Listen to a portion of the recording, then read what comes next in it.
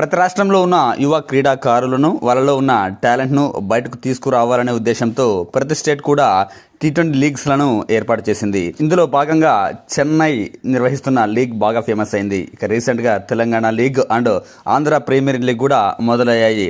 ఇలా ప్రతి స్టేట్ కూడా వాళ్ళలో ఉన్న ఆ స్టేట్లో ఉన్న యువ క్రీడాకారులను వాళ్ళ కోసం ఈ లీగ్లను ఏర్పాటు చేస్తుంది.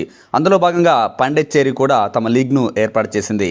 ఈ లీగ్లో పాండిచ్చేరి ఆటగాడు సరికొత్త రికార్డ్ బ్రేక్ చేశాడు. అరుదైన రికార్డును సొంతం చేసుకున్నాడు. 34 బంతుల్లోనే సెంచరీ చేశాడు అమన్ ఖాన్. మొత్తంగా ఈ మ్యాచ్లో అమన్ ఖాన్ 43 బంతులు ఎదుర్కొని 129 పరుగులు చేశాడు. T20లో ఫాస్టెస్ట్ సెంచరీ చేసిన ఇండియన్ ప్లేయర్స్ లిస్టులో బేబీ బాస్ వైభవ్ సూర్యవంశీని వెనక్కి నెట్టి మరీ రెండో స్థానానికి చేరాడు.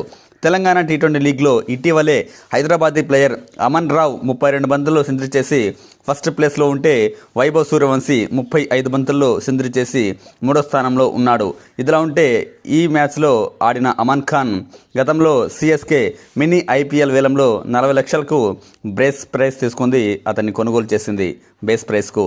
పాండిచ్చేరి లీగ్లో భాగంగా 34 బంతుల్లోనే సెంచరీ చేశాడు అమన్ ఖాన్. అమన్ ఖాన్ గతంలో Delhi Capitals and night riders తరపున కూడా మొత్తం 11 మ్యాచ్లు ఆడాడు IPLలో. అయితే IPLలో పెద్దగా ఫేమస్ కాకపోయినా తమ సొంత స్టేట్ అయిన పాండిచ్చేరి లీగ్లో మాత్రం ఒక్కసారిగా వెలుగులోకి వచ్చాడు 34 బంతుల్లో సెంచరీ చేసి.